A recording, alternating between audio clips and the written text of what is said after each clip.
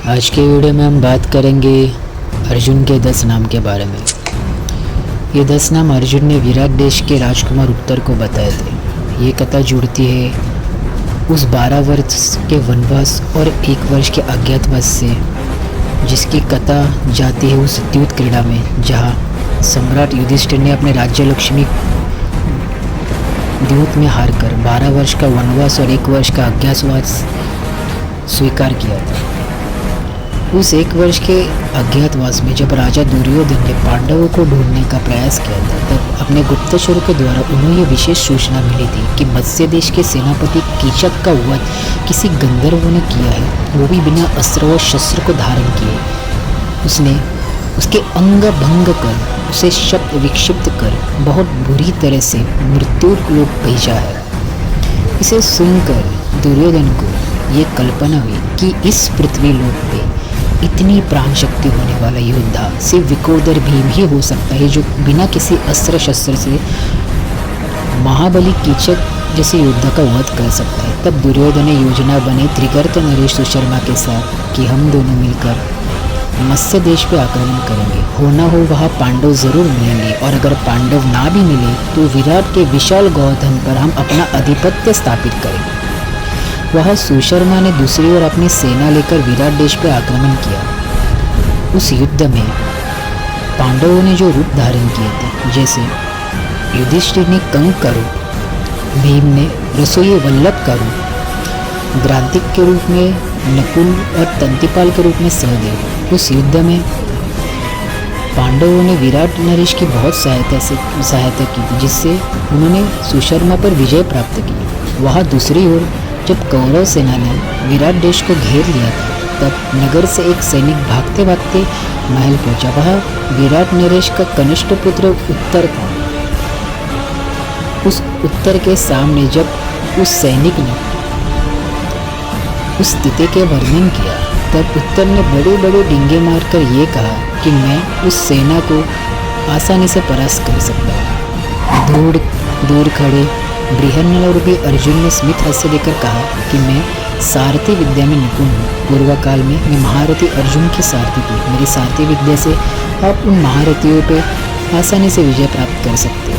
उत्तर ने भी उसका प्रस्ताव स्वीकार किया। जब समारंगन भूमि में उत्तर ने उस कौरव सेना के महासागर को देखा, तब वो बालक बिलबिला गया और दूर दौड़ने लगा। उसे देखकर बृहन्नल रूपी अर्जुन स्मित हास्य कर उत्तर को 100 कदम की दूरी पर पकड़ लेते हैं और कहते हैं, युवराज, अगर आपको युद्ध ना करना हो तो मत कीजिए। आप रथ पे आरूढ़ हुई है, मैं इस महासेना से युद्ध करूंगा। तब शमी के वृक्ष के पास अर्जुन उन्हें लेके जाते और कहते कि ऊपर एक पुतली बंधी हुई है, वो पुतली आप नीचे निकालिए। उस पुतली में पांडवों के अस्त्र शस्त्र है।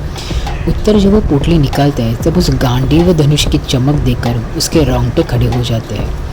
वो भयंकर अस्त्र शस्त्र देखकर उत्तर के प्राण सूख जाते हैं। बोलते, बृहन्नला, तुम इन भयंकर अस्त्र को कैसे धारण करोगी? तब उस बृहन्नल रूपी अर्जुन ने कहा, हे राजकुमार, मैं ही गांडीवधारी अर्जुन हूँ। उस उत्तर ने कहा, मैं नहीं मानता कि तुम नृत्य कला में निपुण बृहन्नला अर्जुन कैसे हो सकते हो? अगर तुम अर्जुन हो तो मुझे अर्जुन के 10 नाम बताओ। तब अर्जुन ने कहा, हे उत्तर, इसे ध्यानपूर्वक सुनना। मेरे 10 नाम है अर्जुन, फाल्गुन, जिष्णु, किरीटी, श्वेतवाहन, बीभत्सु, विजय, कृष्ण, सव्यसाची, धनंजय। जब भी मैं किसी भी प्रदेश पे विजय प्राप्त करता हूँ, तब उस प्रजा से सिर्फ कर के रूप में ही धन लेता हूँ, इसलिए मैं धनंजय नाम से विख्यात हूँ। मेरा दूसरा नाम सव्यसाची है। मैं युद्ध भूमि में अपने दोनों हाथों से धनुष का संचालन करने में निपुण हूँ, इसलिए मुझे सव्यसाची कहते हैं। मेरा तीसरा नाम कृष्ण। मेरे पिता ने मेरा कृष्णवर्ण रूप देखकर, कृष्णवर्ण स्वरूप देखकर मुझे कृष्ण नाम दिया था। अगला नाम विजय। युद्ध में मैं बड़े बड़े महारथियों को परास्त करता हूँ, उन्हें कभी पीठ नहीं दिखाता, इसलिए मुझे विजय कहते हैं। मेरा अगला नाम बीभत्सु। मैं युद्ध भूमि में अभी तक कभी भी निंदनीय कर्म नहीं किए हैं, इसलिए मैं बीभत्सु नाम से प्रख्यात हूँ। मेरा अगला नाम श्वेतवाहन। युद्ध भूमि में जब मैं युद्ध करने जाता हूँ, तब मेरे अश्व श्वेत वर्ण के हैं, इसलिए मुझे श्वेत वाहन भी कहा जाता है। मेरा अगला नाम किरीटी। इंद्रदेव ने स्वयं मेरे लिए किरीट मुकुट की रचना कर उसे मेरे मस्तक पर रखा था, इसलिए मुझे किरीटी कहते हैं। मेरा अगला नाम फाल्गुन। मेरा जन्म हिम पर्वत के उत्तर फाल्गुनी और पूर्व फाल्गुनी नक्षत्र के संधि के समय हुआ, इसलिए मुझे फाल्गुन भी कहते हैं। मेरा अगला नाम जिष्णु। मैं महाबली इंद्र का पुत्र हूँ, इसलिए मैं जिष्णु नाम से भी प्रख्यात हूँ। और मेरा अगला नाम है अर्जुन। पृथ्वी पर मैं सबसे निर्मल कर्म करने वाला हूँ, इसलिए मुझे अर्जुन भी कहते हैं। ये नाम सुनकर उत्तर अर्जुन को प्रणाम कर कर युद्ध भूमि की ओर प्रस्थान करते हैं। अगले वीडियो में हम अर्जुन का कौरव सेना से युद्ध के समय जो युद्ध हुआ उसका वर्णन करेंगे। धन्यवाद।